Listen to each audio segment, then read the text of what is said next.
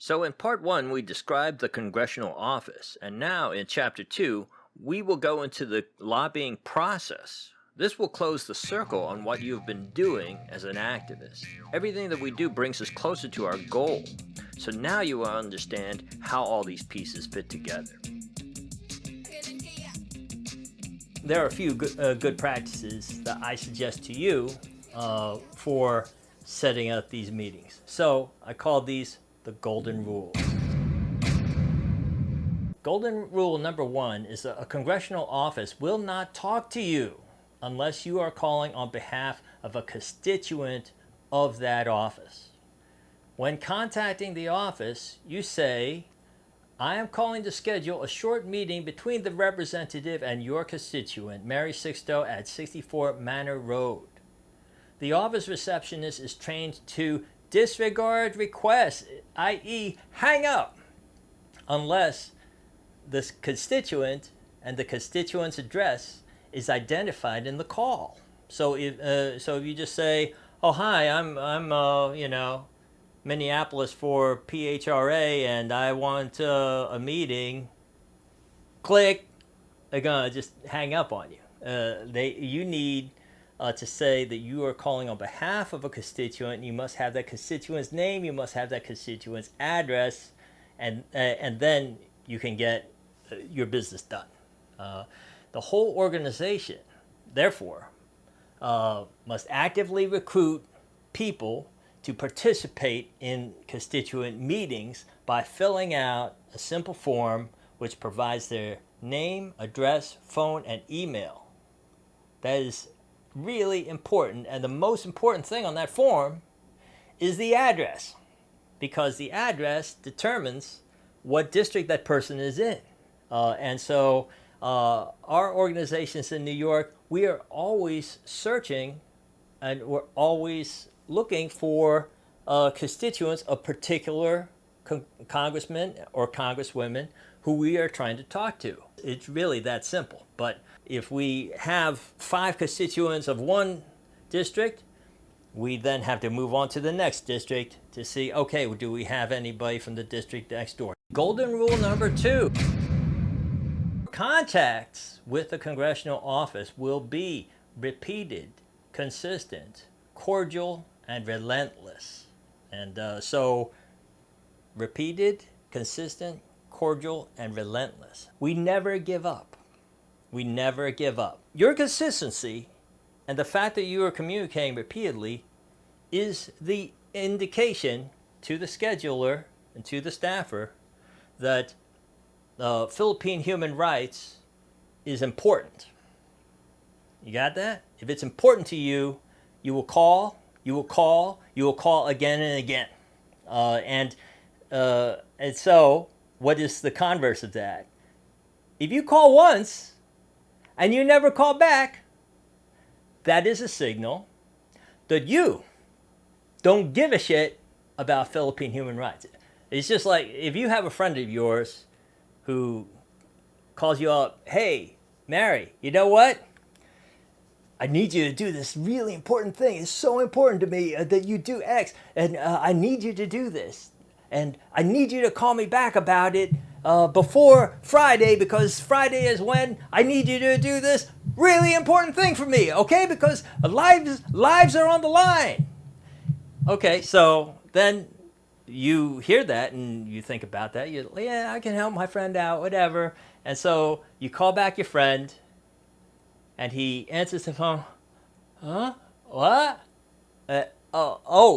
There's something going on Friday? Oh, I don't remember. Can you remind me what it was about again?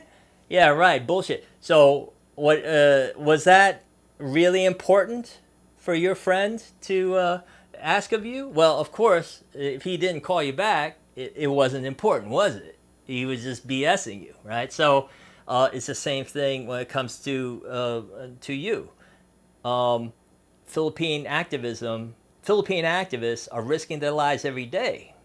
So, if it's important, the sign of your commitment to it, you're communicating it's important, is to call repeatedly again and again and again, and also with emails. So it's got to be a daily thing, or at least 48-hour thing. So if somebody if you get to somebody and they say, "Oh, I'll get back to you in a day or two," calendar 48 hours from now, you're going to call them back. If they say, "You know what? I'll talk to the legislative staffer, and that staffer will get back to you in a week," calendar 7 days from now, you're going to call back if they don't call you back. And that's how it works. It's got to be consistent. You cannot allow them to blow you off, because if they blow you off, they're not just blowing you off, they're blowing off the entire organization. And we cannot tolerate that. We are in it for something very serious. Philippine human rights. People's lives are on the line. And so we will not be ignored. We will not be blown off. I said you're going to be cordial. However, you can be more forceful. In other words, if you've called somebody, if you emailed somebody, it usually takes about maybe 4 or 5 emails to email reminders to get this meeting scheduled, and often after about 1 week to 10 days, it usually takes a phone call, which is somewhat of a complaint phone call. And so how do you do that? Well, remember, you're going to remain cordial, but when you get more aggressive with your call, you don't go from 1 to 10. You go from 1 to 1.5. So you go gradually up, because if you go from 1 to 10, and you just go, "Ah, I want you to call me, you haven't called me, damn it," then if they don't do what you want the following day, then where are you going to go? You're already at 10.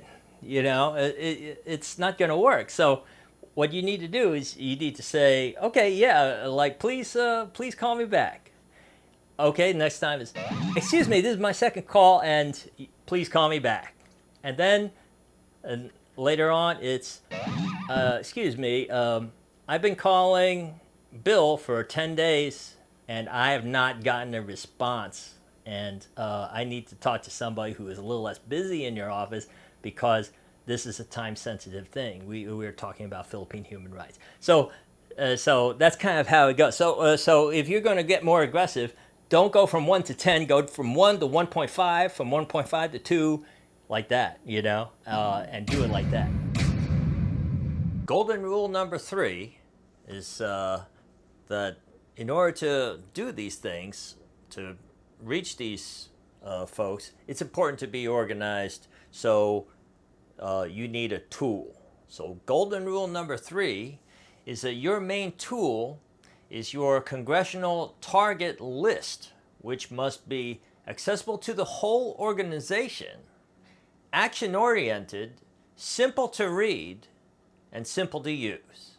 So accessible to a whole organization, action-oriented, simple to read, and simple to use. This is really important. Now, this system was really important to me when I was a paralegal for a large firm.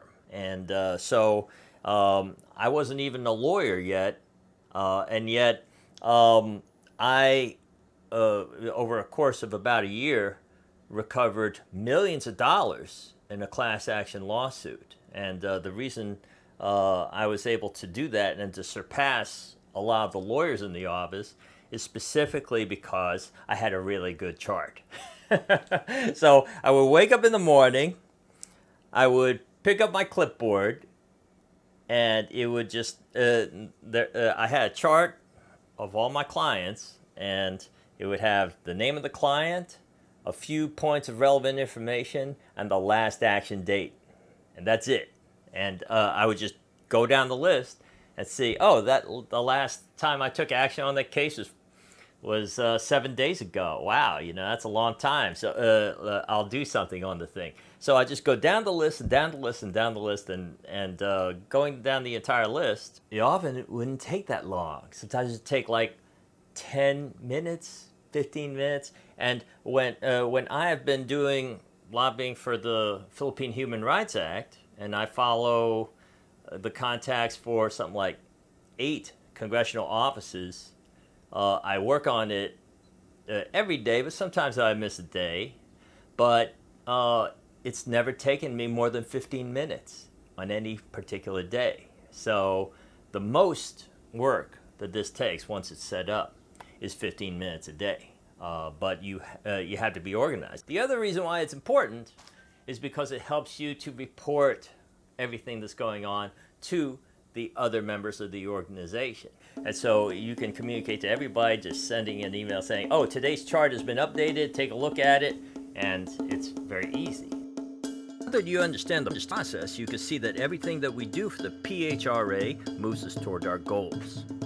Protests are not just for their own sake, but they are part of an entire ecosystem in which mass action supports our gathering of voters' addresses, which allows us to populate our Congressional Target List, which feeds our daily lobbying, all leading up to the meeting, where we have the opportunity to create concrete change for the defenders of democracy and human rights in the Philippines. Everyone is important, and every stage is necessary. It's fulfilling to know that the crimes of Duterte's police and military are answered by us on the side of the world, and someday they will have to be held accountable.